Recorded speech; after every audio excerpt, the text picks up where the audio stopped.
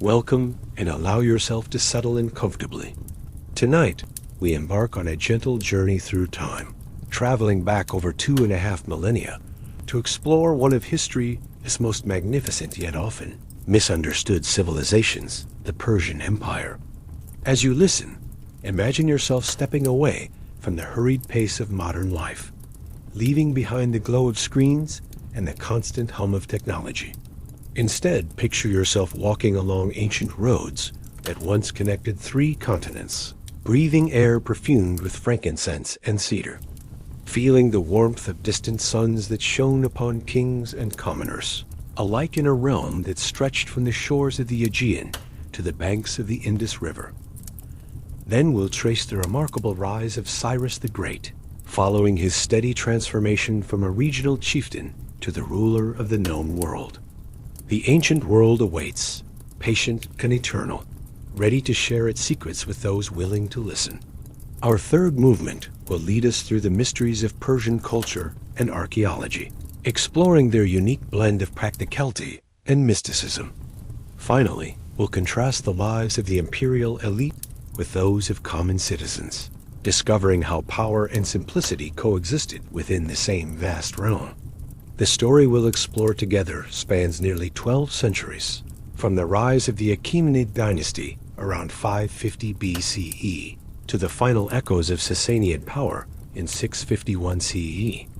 This is not merely a tale of conquest and empire, but a deep dive into the rhythm of daily life, the textures of ancient existence, and the quiet moments that filled the lives of millions who called this vast empire home. Tonight's journey will unfold in 4 gentle movements. First, we'll immerse ourselves in the daily rhythms of ordinary Persian life, feeling the weight of water jars on shoulders and hearing the soft shuffle of leather sandals on dusty paths. So close your eyes, if you wish, and let your breathing slow. The pre-dawn stillness of a Persian household, circa 480 BCE. In the gentle darkness before sunrise, somewhere in the fertile valleys near Persepolis, a Persian family begins to stir. The air carries the faint scent of last night, cooking fires mixed with the earthy dampness of morning dew, settling on mud brick walls. The walls, built thick with sun-dried brick and reinforced with chopped straw, maintain a comfortable coolness even as the day promises warmth. But a modest landowner rises before the sun, as his father did, and his father's father. The Zoroastrian teachings that guide Persian spiritual life emphasize the sacred nature of light conquering darkness. And so this daily ritual carries deeper meaning than mere practicality. He moves quietly, his feet finding their way across familiar floors without need of illumination. Their conversations are soft, respectful of the early hour, touching on practical matters. Whose daughter is of marrying age? Which fields show the best promise for the harvest? Whether the tax collectors will arrive early this year? Each amphora filled represents careful calculation enough for drinking, cooking, the small garden that provides vegetables, and the ritual washing that Persian cleanliness customs demand.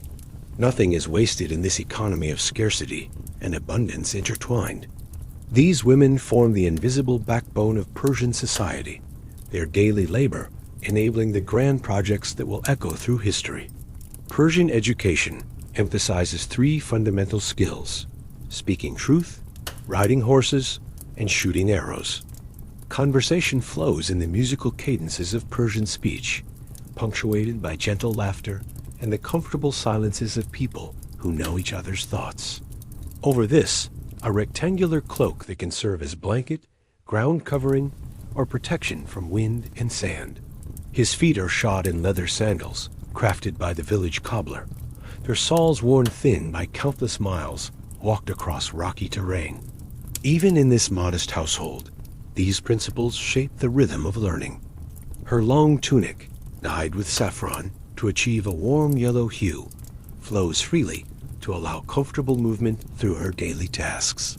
During planting time, Darius guides wooden plows pulled by oxen across fields that his family has cultivated for generations. Meat is cut into thin strips and dried in the clean desert air, creating provisions that will sustain the family through winter months when fresh food becomes scarce. A 7-year-old daughter helps her mother with spinning, her small fingers growing stronger and more precise with each passing day. The boy practices archery with a small bow crafted by his father, developing the steady aim and disciplined breathing that Persian military tradition values. These skills are not merely practical, but spiritual exercises, training in the precision and focus that Zoroastrian teachings emphasize. These preparations require precise timing, careful attention to weather patterns, and the accumulated wisdom passed down through generations. The main meal of the day features rice, when available from trade, or barley porridge, enriched with vegetables from their garden. Onions, cucumbers, and melons grow well in the Persian climate, providing variety and nutrition throughout the growing season. Meat appears less frequently, making its presence a cause for particular gratitude and ceremony. The furrows open like dark ribbons across the earth, ready to receive seeds of barley, wheat, and millet. His hands know the proper depth, the correct spacing, the subtle signs that indicate when soil is ready to nurture new life.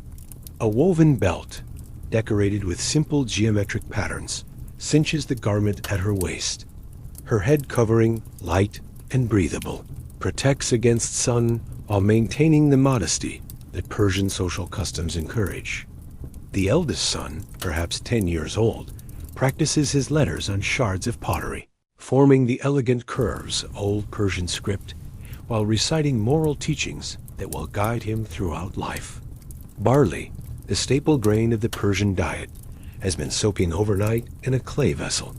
She spins wool from their sheep into thread, using a simple drop spindle that becomes an extension of her practiced fingers. The motion is hypnotic, meditative twist, drop, wind, repeat while her mind is free to wander across the landscape of daily concerns and long-term plans. Roxana works it between her palms, feeling for the moment when the grain reaches perfect tenderness. The rhythmic sound of grinding grain in stone querns will soon join the morning symphony, as families throughout the village prepare their daily bread. Thread becomes fabric through patient work at wooden looms, where Roxana creates not only practical garments, but also the decorative textiles that mark important occasions. Wedding cloths, festival banners, ceremonial robes, each piece carries within its fibers the accumulated skills of generations of Persian women. Small windows, covered with thin sheets of scraped hide, filter the earliest hints of dawn into a soft amber glow. These animals know his voice, respond to his gentle touch, follow him to pasture with the trust born of generations of careful husbandry.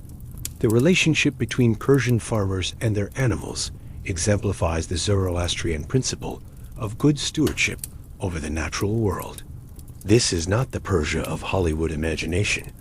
No silk-draped palaces or jewel-encrusted excess, but the authentic rhythm of daily existence that defined life for the vast majority of Persian citizens. Imagine yourself awakening in such a household. The floor beneath you is packed earth, swept clean and covered with woven reed mats that your grandmother crafted during the long winter evenings. The head of the household, let us call him Darius, though he shares his name with kings, his wife Roxana follows the same rhythm, her movements practiced and economical. She tends first to the small fire that never quite dies in their hearth, a sacred flame that connects their humble home to the great fire temples of the empire. The kindling catches with a soft whisper, and soon the gentle crackling fills the pre-dawn silence. The scent of burning tamarisk wood, sweet and clean, begins to warm the cool air. Water must be fetched before the heat of day makes the journey to the well a burden. Roxana lifts a large clay amphora, its surface worn smooth by countless hands, feeling its familiar weight settle against her hip. The walk to the community well is a meditation in itself, 20 careful steps down the hillside path past the communal ovens where bread will be baked later, past the small shrine where neighbors leave offerings of grain and flowers for Ahura Mazda, the wise lord. At the well, she joins other women in the pre-dawn ritual of water gathering. The water draws up from deep earth, cool and clear, carrying the mineral taste of ancient stone. Back at the household, the day's first meal requires careful attention. Darius tends to their small flock of goats, creatures whose milk, meat, and hair provide the foundation of rural Persian prosperity. As the sun crests the horizon, painting the eastern mountains in shades of rose and gold, the children of the household begin their day. The morning meal brings the family together around woven mats, sharing flatbread still warm from the clay oven, goat cheese aged in leather bags, and dates brought by traders from the southern oasis. Their clothing speaks of practical elegance rather than ostentation. Darius wears a tunic of undyed wool, its texture soft from careful preparation and weaving. Roxana's dress follows similar principles of practical beauty. The workday unfolds with seasonal rhythms older than memory. Roxana's domain encompasses the intricate network of tasks that transform raw materials into the necessities of life. The rhythm of textile creation mirrors the larger rhythms of Persian life. Food preservation occupies much of the autumn months. Grapes are dried into raisins on reed mats spread across rooftops, their sweetness concentrating under the warm sun. The children learn through observation and gradual participation. Evening brings the household together again around the cooking fire. The cooking methods themselves speak of generations of refinement. Clay pots designed for specific purposes, one for boiling grains, another for stewing meat, a third for the fermented dairy products that add complex flavors to simple meals. The fire is managed with practiced skill, built up for rapid cooking or banked to provide slow, even heat for dishes that require patience. As darkness settles over their valley, oil lamps cast gentle shadows across mud brick walls.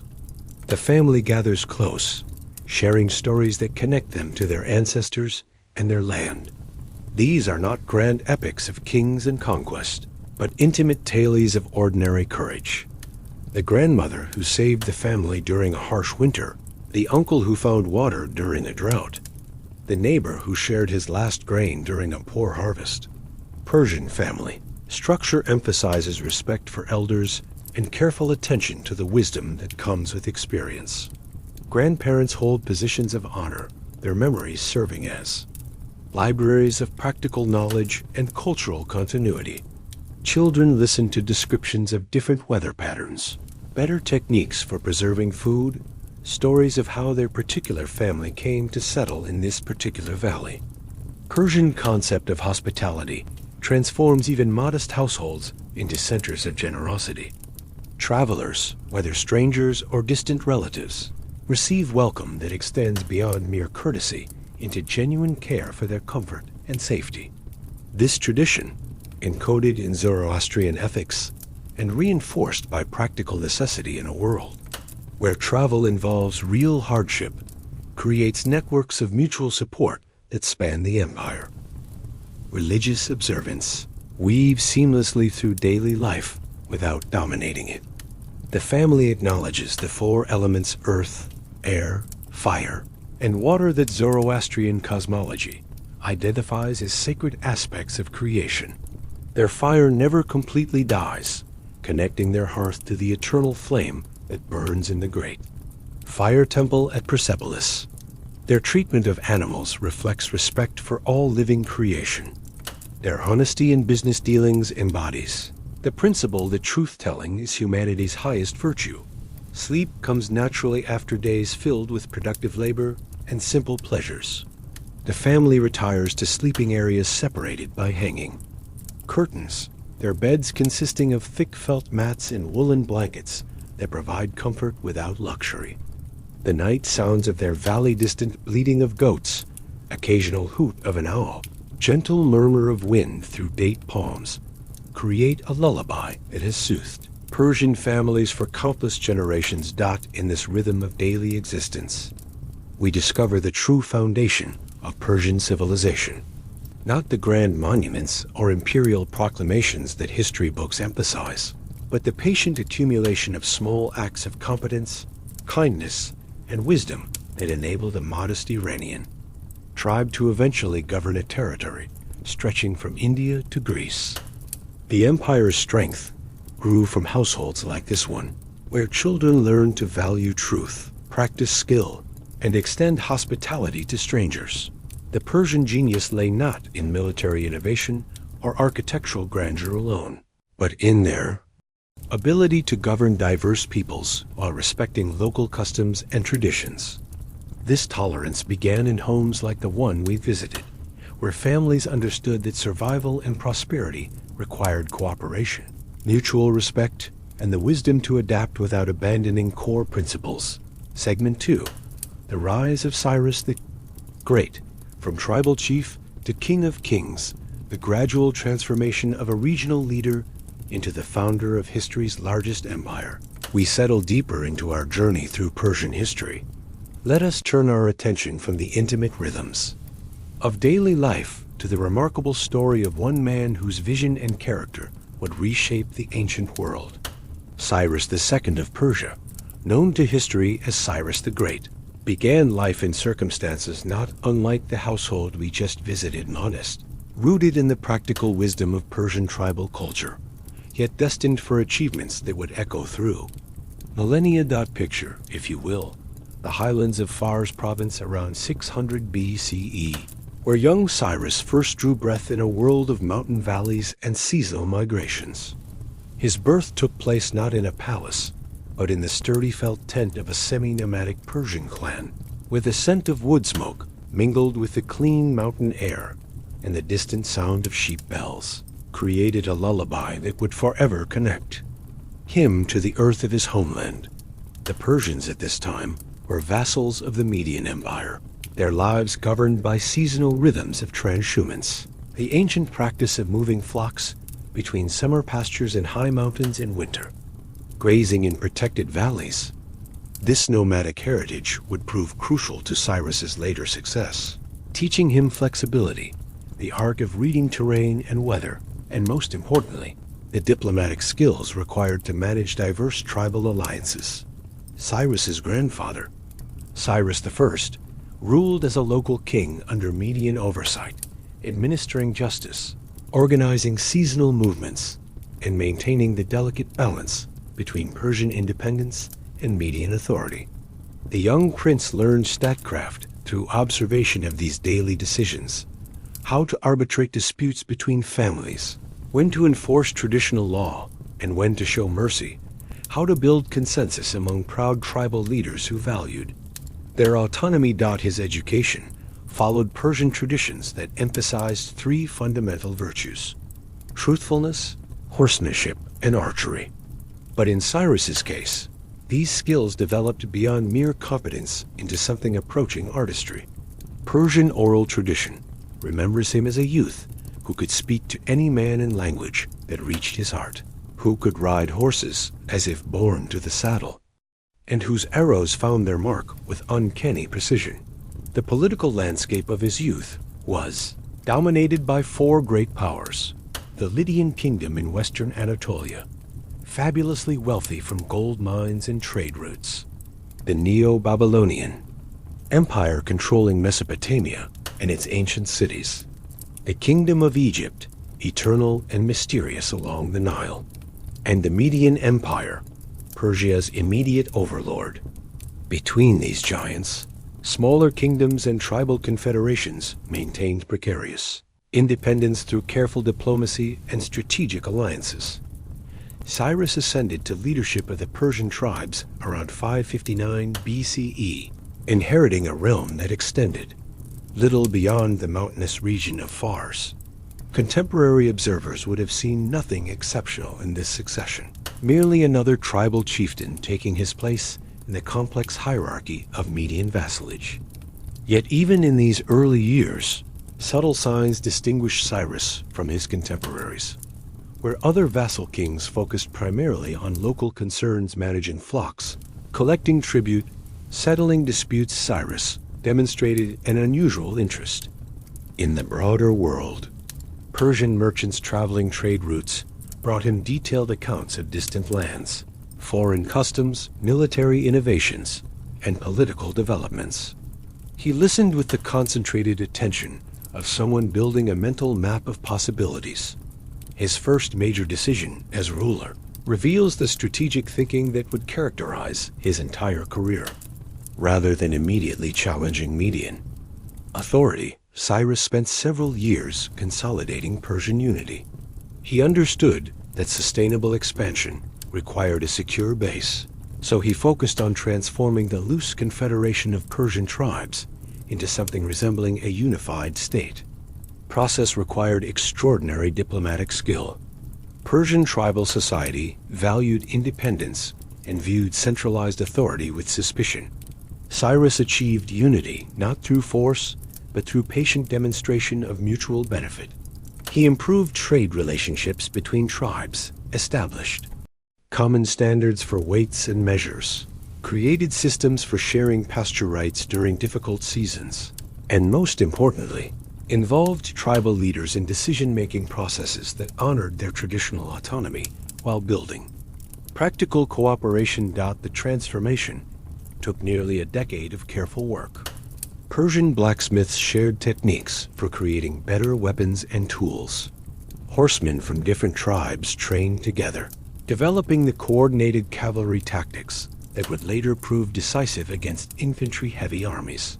Young men from various clans served periods of service in Cyrus's household guard, creating bonds of personal loyalty that transcended tribal divisions. Religious policy played a crucial role in this unification process. Rather than imposing uniform Zoroastrian orthodoxy, Cyrus demonstrated the religious tolerance that would become his hallmark. He respected local variations in worship, incorporated traditional festivals into a unified calendar, and most importantly, presented himself as a servant of Ahura Mazda, who respected the spiritual wisdom present in all sincere religious practice. By 550 BCE, Cyrus commanded not merely a collection of Persian tribes, but a genuine nation with shared identity, common purpose, and unprecedented military capability. The moment for confronting Median authority had arrived, though the challenge seemed overwhelming. The Median Empire controlled vast territories, commanded numerous vassal armies, and possessed the accumulated wealth of generations of successful conquest. The conflict began not with dramatic battles, but with careful diplomatic preparation. Cyrus sent emissaries to other Median vassals, the Parthians, the Sagartians, various tribal groups chafing under Median rule.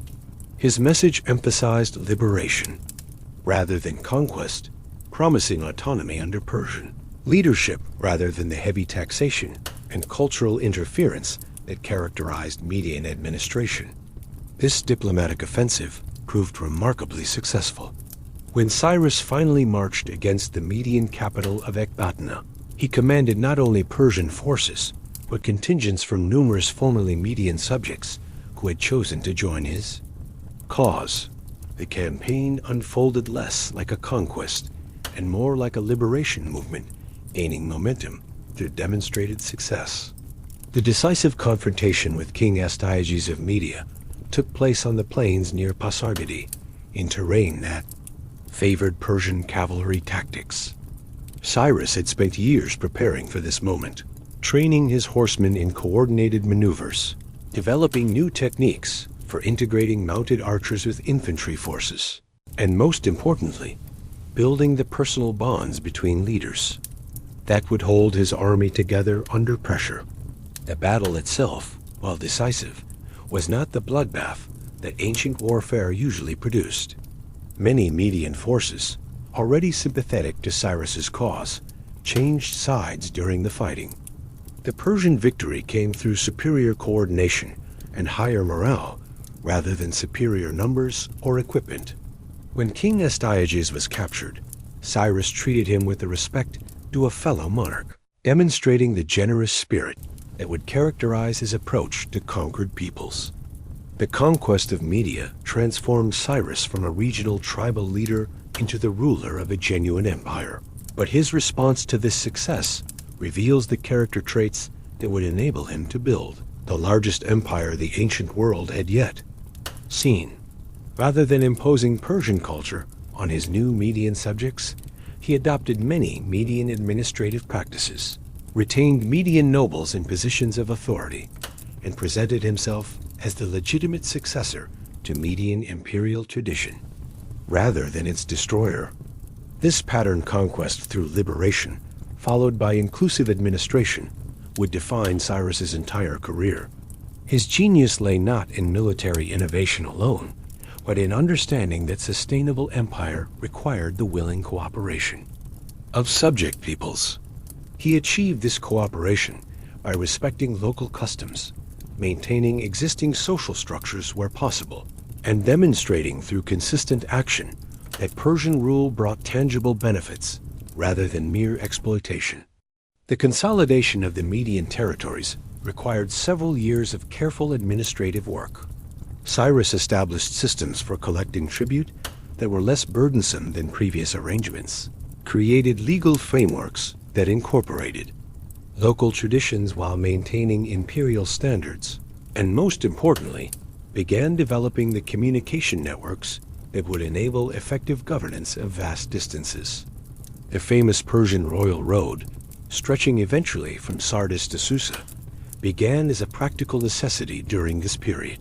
Cyrus understood that empire required information-detailed knowledge of local conditions, early warning of potential rebellions, rapid communication between provincial governors and the central administration. The road system, with its relay stations and mounted messengers, would become one of the Persian Empire's greatest administrative innovations. By 546 BCE, Cyrus had successfully integrated the former Median territories into his expanding realm, and turned his attention to the next great challenge, the kingdom of Lydia and its fabulously wealthy king, Croesus. This confrontation would test Persian military capabilities against a completely different type of enemy, not nomadic tribes or mountain kingdoms, but a sophisticated urban civilization with professional armies and vast financial resources.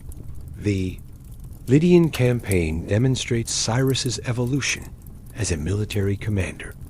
Where the Median conquest had relied heavily on diplomacy and internal subversion, the Lydian War required innovative tactical solutions to overcome enemy advantages in equipment and defensive positions. Cyrus responded by adapting Persian mobility to new challenges, developing siege techniques that combined traditional Persian skills with lessons learned from conquered territories.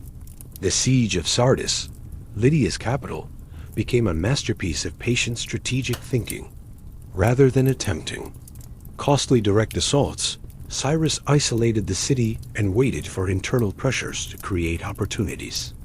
When Persian scouts discovered a poorly guarded section of the supposedly impregnable walls, the subsequent infiltration succeeded because months of careful preparation had identified exactly the right moment and method for exploitation.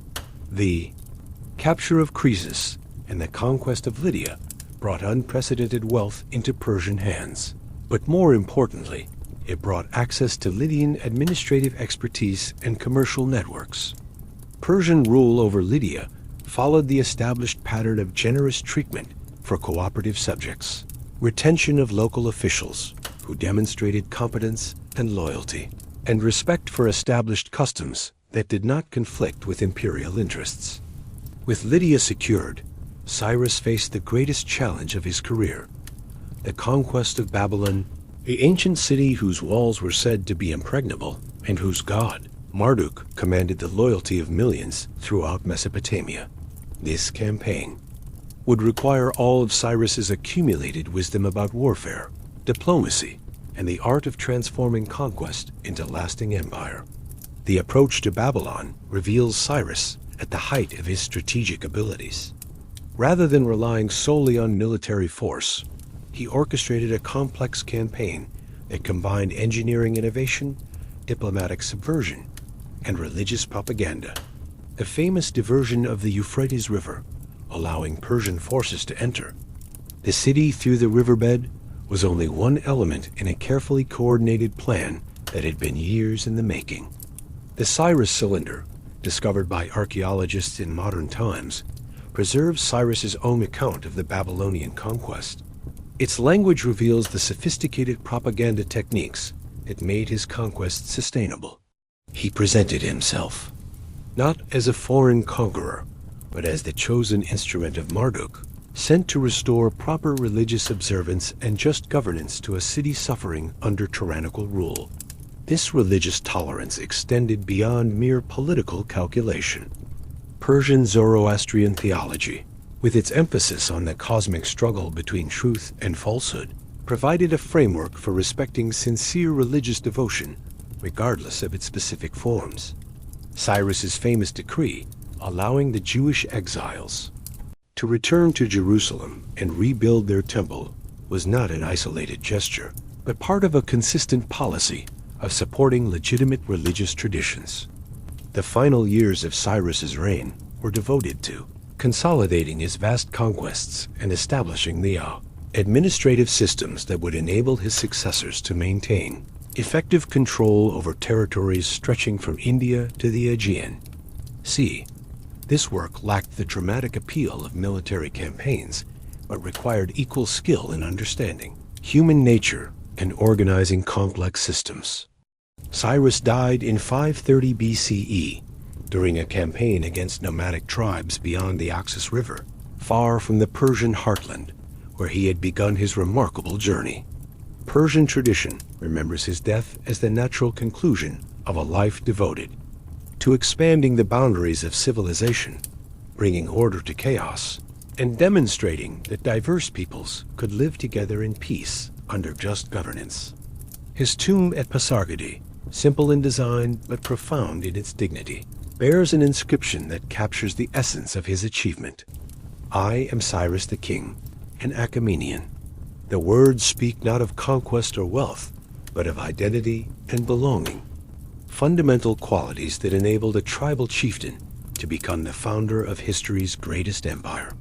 The legacy Cyrus left to his successors encompassed more than territorial control or administrative systems. He had demonstrated that sustainable empire required winning the loyalty of subject peoples through generous treatment, religious tolerance, and respect for local traditions.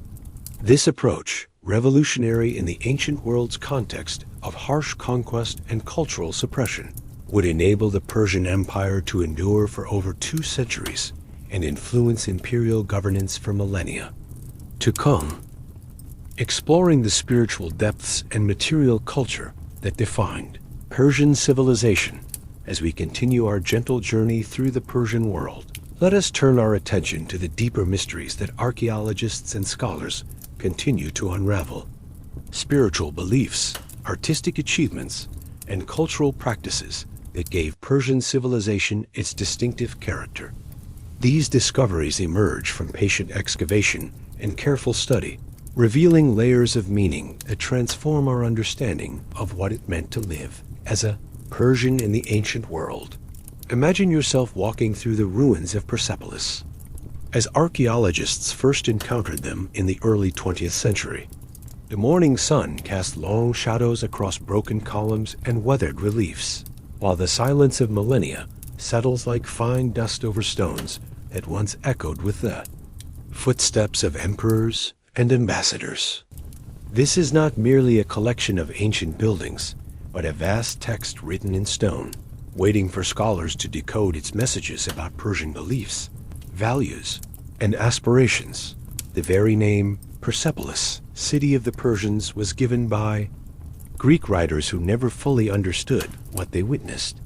To the Persians themselves, this was Parsa, a sacred space where the spiritual and political aspects of empire converged in ceremonies that connected earthly rulers with cosmic forces. Every carved relief, every architectural proportion, every decorative element served multiple purposes: practical, aesthetic, and deeply spiritual. The Great Audience Hall, or Apadana, with its forest of soaring columns, was designed to accommodate representatives from every corner of the known world. Archaeological evidence reveals a space acoustically engineered to carry the human voice clearly across vast distances, allowing a single speaker to address thousands of listeners without shouting. The engineering required to achieve this effect demonstrates Persian mastery of practical sciences that complemented their spiritual sophistication. But the most intriguing mysteries lie in the detailed reliefs that cover virtually every surface of the ceremonial buildings. These carved processions of tribute bearers, stretching across hundreds of meters of stone, preserve a snapshot of the empire's incredible diversity. Archaeologists have identified representatives of 23 different nations, each rendered with ethnographic precision that reveals intimate knowledge of distant cultures. The Scythians appear with their characteristic pointed caps and flowing trousers, leading horses bred in the vast grasslands north of the Black Sea. The Indians bring tusks of ivory and exotic birds, their clothing and jewelry meticulously accurate to surviving examples found by archaeologists. The Nubians carry precious metals and animal skins, their features carved with the same careful attention to individual dignity that characterizes all the Persepolis reliefs. This attention to cultural detail reflects a fundamental aspect of Persian imperial ideology that archaeologists are still working to understand fully. Unlike other ancient empires that emphasize the submission of conquered peoples, the Persepolis reliefs present tribute-bearing as a form of cosmic harmony. Each nation contributes its unique gifts to a universal celebration of order and prosperity, suggesting a remarkably sophisticated understanding of cultural diversity as strength rather than threat. The religious dimensions of Persian culture present equally fascinating puzzles for modern scholarship.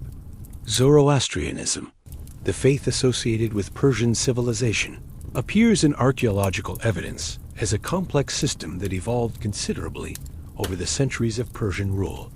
The earliest Persian inscriptions invoke Ahura Mazda, the wise Lord, but they do so in language that suggests practical partnership rather than abject worship. Consider the famous inscription of Darius, the first at Behistun, carved into a cliff face in 3 languages: Old Persian, Babylonian, and Elamite, making it the ancient equivalent of the Rosetta Stone for understanding Persian culture. The text describes Darius's rise to power in terms that blend political necessity with religious devotion, but the tone remains remarkably matter-of-fact. Ahura Mazda is invoked as a source of wisdom and legitimacy, but Darius presents himself as an active partner in the cosmic struggle between order and chaos, rather than a passive instrument of divine will. Fire played a central role in Persian religious practice, but archaeological evidence suggests a more complex relationship than simple fire worship. The fire altars discovered throughout the Persian world were carefully constructed according to precise specifications, with channels for airflow that maintained steady flames and chambers for collecting ashes that were considered sacred. These installations represent sophisticated understanding of combustion principles combined with deep spiritual significance. The sacred fires were never allowed to die completely, creating an unbroken chain of flame that connected local communities. With the great fire temples of the imperial centers, priests trained for years in the proper maintenance of these fires, learning not only the technical skills required, but also the prayers, rituals, and seasonal ceremonies that transformed practical fire tending into spiritual practice. Archaeological excavations at fire temples have revealed evidence of elaborate purification rituals that preceded important ceremonies. Special channels carried fresh water for ritual cleansing, while drainage systems removed used water without contaminating the sacred space. The priests wore white linen garments that were washed according to specific procedures, and mouth coverings that prevented breath from contaminating the sacred flames. The Persian obsession with purity extended far beyond religious ritual into daily life, creating behavioral patterns that archaeologists can trace through material evidence. Persian settlements consistently feature sophisticated water management systems, underground channels called qanats that brought fresh water from mountain sources, elaborate drainage systems that prevented stagnation, and public baths that made regular washing accessible to entire communities. Asterisk. These engineering achievements required mathematical and surveying skills that rival modern standards. The qanats, in particular, represent one of humanity's greatest hydraulic accomplishments. These underground channels, some stretching for dozens of miles, maintained precise gradients that allowed water to flow by gravity alone from highland sources to lowland cities. The construction required teams of specialists who could work in dangerous underground conditions, calculating angles and distances with remarkable precision. Modern archaeologists have discovered qanat systems throughout the former Persian territories, many still functioning after 2.5 millennia.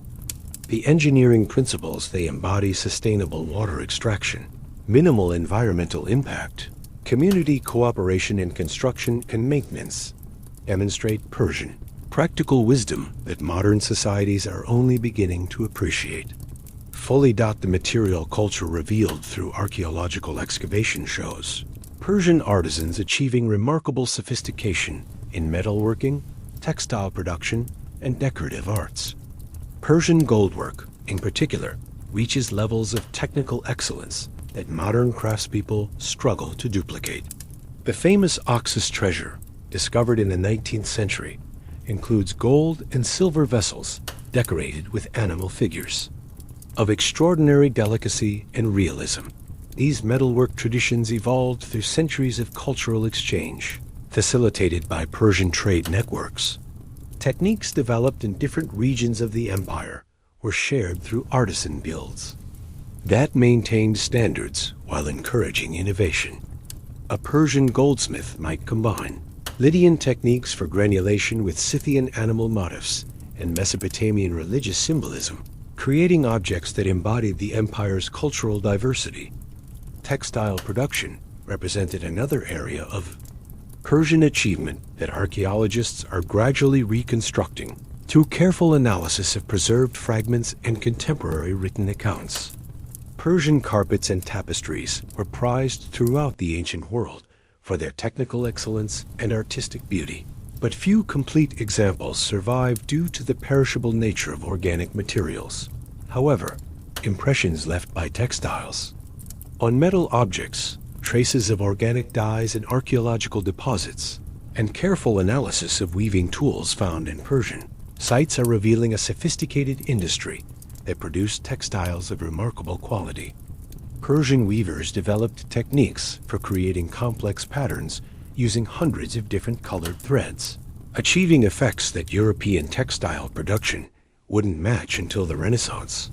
The famous Persian gardens that influenced garden design throughout the Islamic world and beyond represent another area where Persian culture achieved lasting significance. Archaeological excavation of palace complexes has revealed the careful geometric planning that created these paradise garden spaces designed to represent cosmic order through the arrangement of water channels, plant beds, and architectural elements. These gardens were not merely decorative, but served important practical and spiritual functions.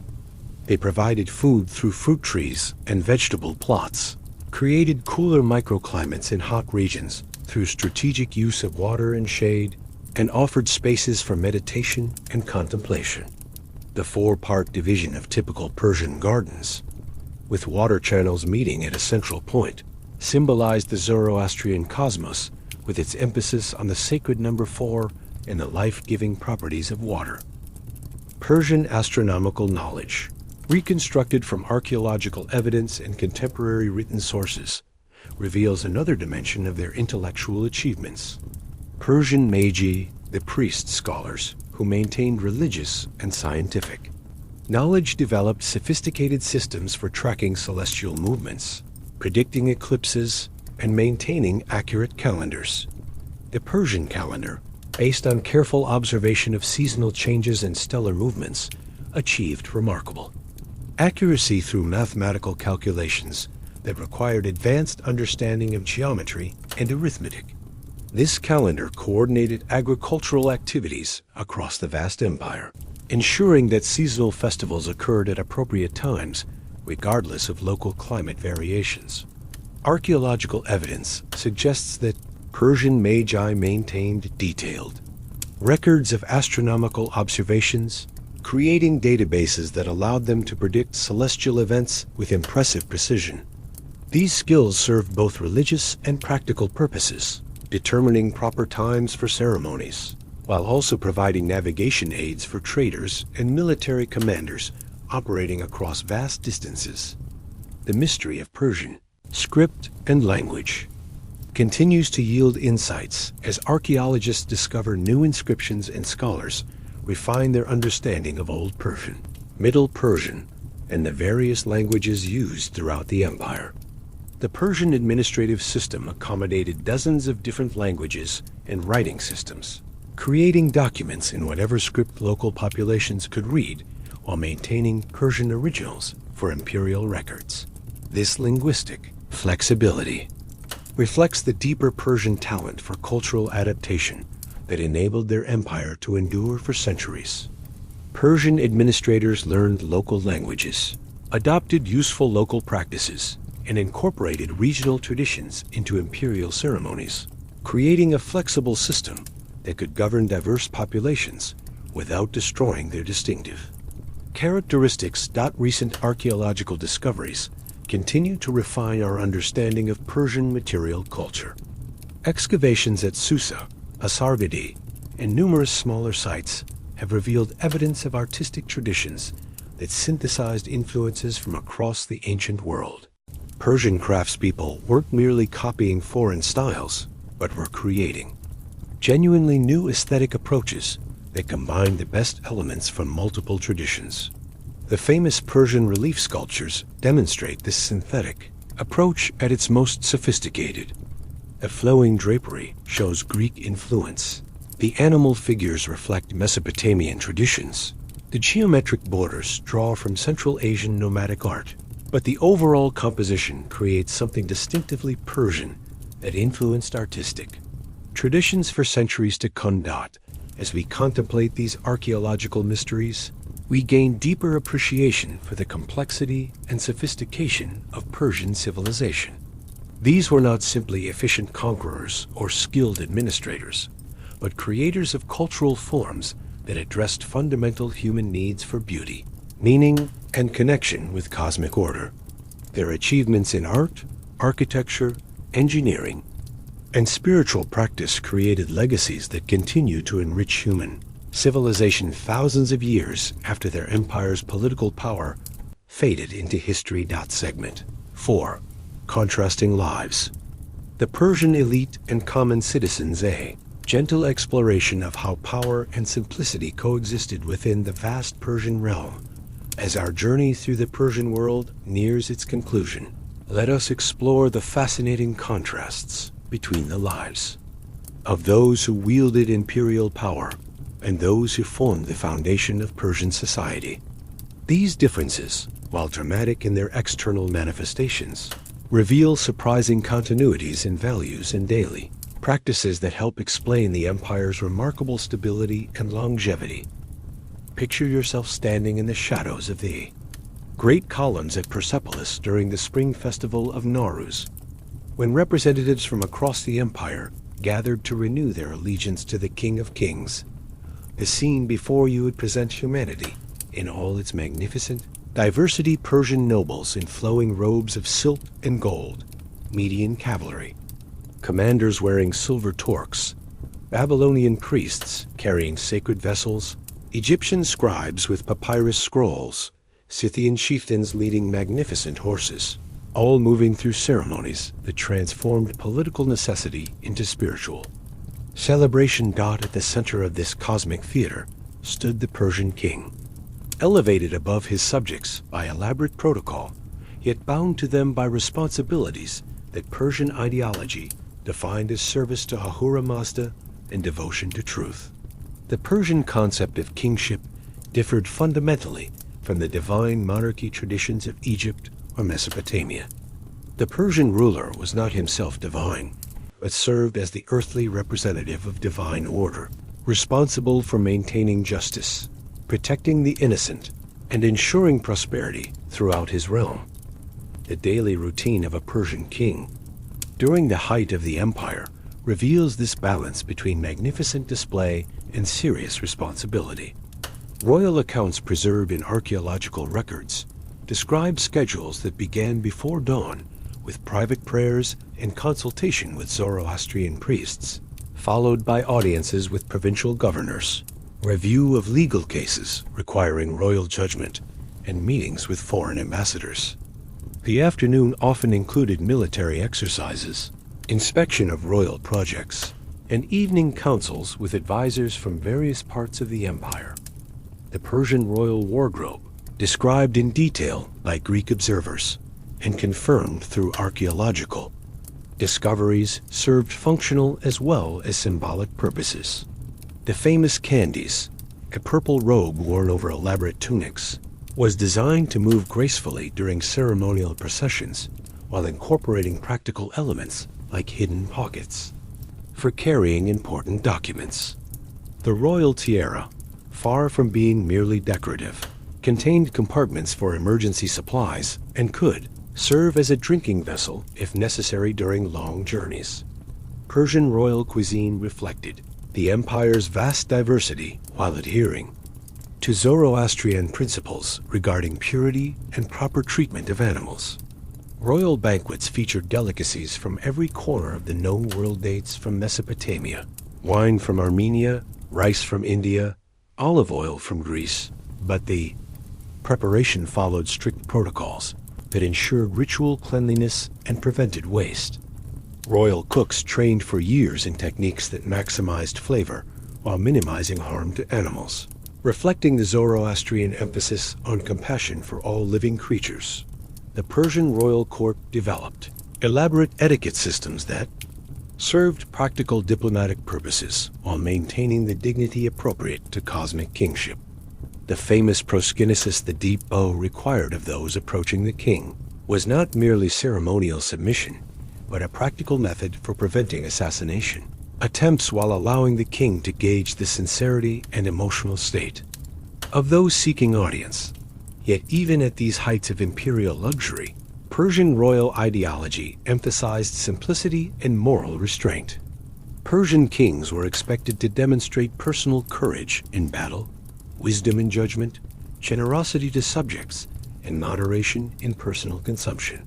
The royal household maintained elaborate kitchens capable of feeding thousands, but the king's personal meals often consisted of simple bread, meat, and fruit prepared according to traditional Persian recipes that differed little from commoner fare. The Persian nobility who administered the empire's vast territories lived lives that balanced luxury with responsibility, combining the refinement made possible by imperial wealth with the practical skills required for governing diverse populations across enormous distances. A Persian satrap provincial governor might own estates spanning hundreds of square miles, command armies numbering in the tens of thousands, and collect tribute equivalent to the treasuries of lesser kingdoms.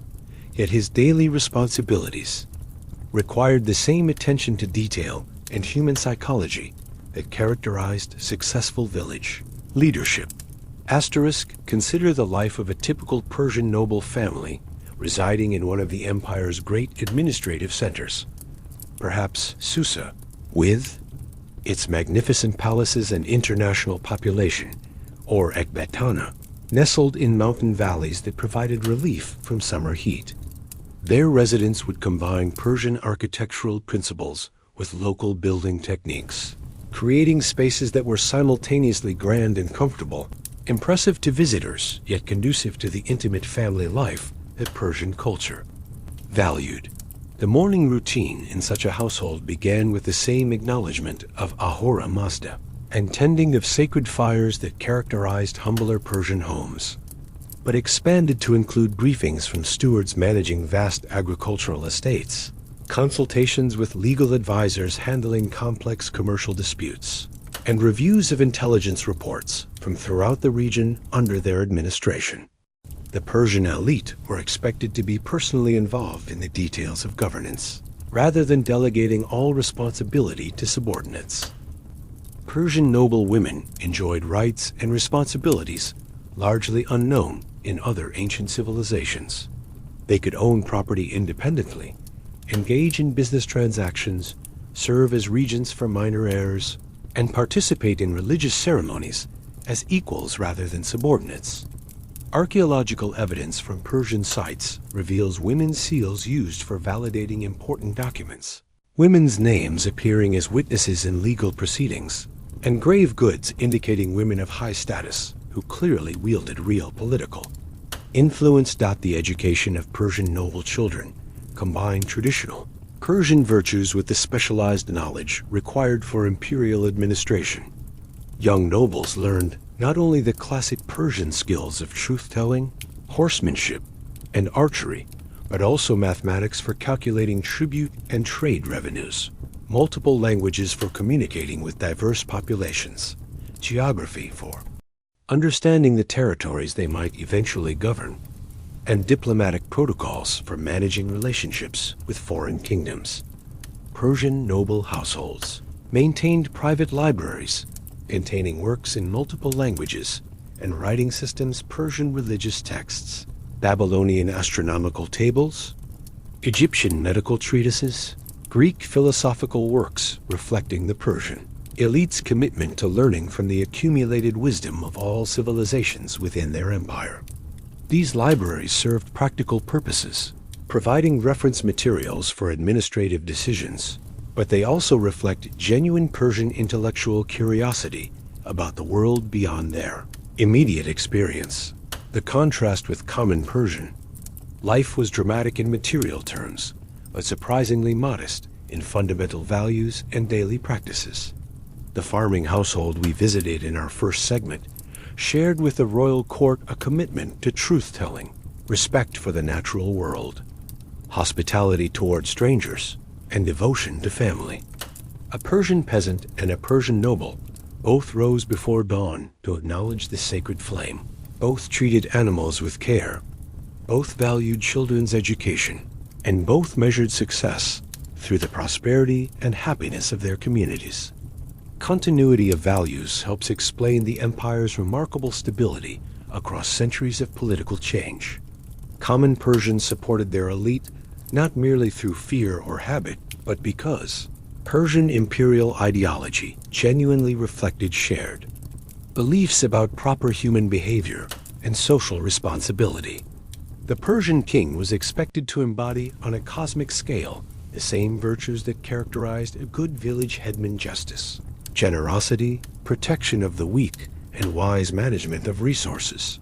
Persian common folk encountered their elite primarily during tax collection periods, military levies, and the great festivals that punctuated the Persian calendar. These interactions were structured to reinforce social bonds rather than emphasize class differences.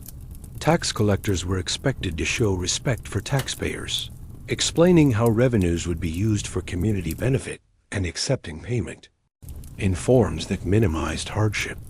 Military service provided opportunities for advancement based on merit rather than birth, with capable soldiers rising through ranks regardless of their social origins. The great festivals, particularly Nowruz, in spring and Mithra in autumn, brought together all levels of Persian society in celebrations that temporarily suspended normal hierarchies.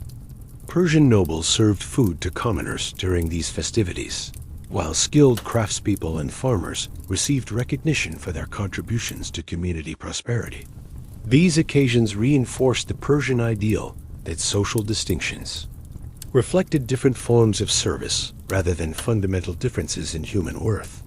Persian marriage customs reveal another area where elite and common practices shared fundamental similarities despite differences in scale and ceremony. Both Persian peasants and Persian nobles practiced monogamy as the standard arrangement, though polygamy was permitted for practical reasons, such as ensuring succession or cementing political alliances. Marriage negotiations in both social levels emphasized compatibility of character, family reputation, and economic cooperation rather than purely romantic considerations. Persian funeral practices also demonstrated continuity across social boundaries. Both rich and poor Persians practiced sky burial, exposing bodies to vultures rather than contaminating the sacred elements of earth, fire, or water through burial or cremation. The difference lay in the elaborateness of the towers, where exposure took place, and the length of mourning periods. But the fundamental beliefs about death and purification remained constant throughout. Persian society. The Persian legal system, as revealed through surviving court records and administrative documents, applied the same basic principles to rich and poor while acknowledging practical differences in their circumstances. Persian law emphasized restitution rather than punishment, requiring wrongdoers to compensate their victims rather than simply suffering penalties. A Persian noble who cheated a commoner faced proportionally higher penalties than a commoner guilty of similar crimes, reflecting the Persian belief that greater privilege entailed greater responsibility. Persian artistic patronage created another bridge between elite and common culture. Persian nobles commissioned works that employed traditional craftspeople, using techniques passed down through generations of family workshops. The magnificent gold vessels and silk textiles that adorned noble households were created by artisans, whose basic tools and methods differed little from those used by village craftspeople, producing simpler versions of the same objects.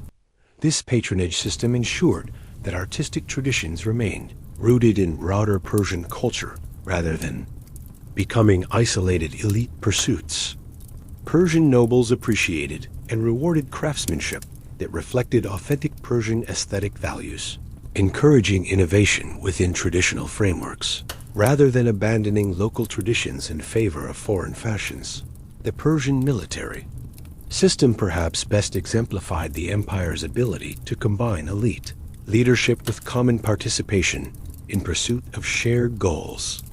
Persian armies included elite units like the 10,000 Immortals, whose equipment and training represented the highest military standards of their time, alongside levies of common citizens whose simpler equipment was compensated by intimate knowledge of local terrain and fierce devotion to their communities. Persian military traditions emphasized personal courage and unit cohesion rather than rigid hierarchy. A Persian noble commanding common soldiers was expected to share their hardships, demonstrate superior skill and bravery in battle, and ensure that victory benefits were distributed fairly among all participants. These practices created bonds of mutual respect that transcended social boundaries and contributed to Persian military effectiveness across centuries of expansion and consolidation.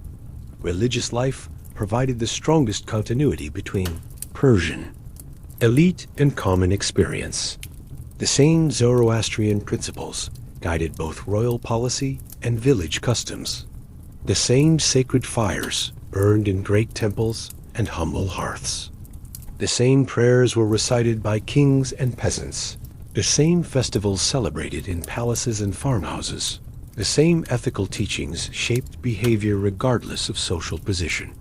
This shared spiritual framework created a sense of common identity that helped Persian civilization maintain coherence across vast territories and diverse populations.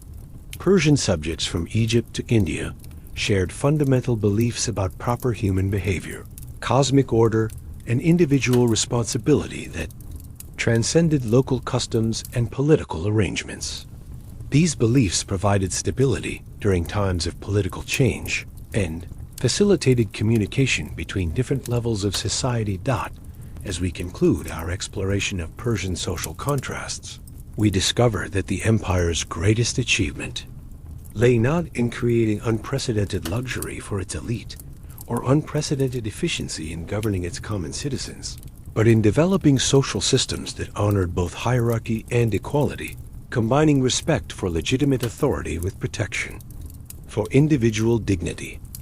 The Persian Empire succeeded where other ancient empires failed precisely because it recognized that sustainable governance required the willing cooperation of all social levels. Persian kings ruled not merely through fear or force, but through demonstrated commitment. to values that common citizens shared and respected.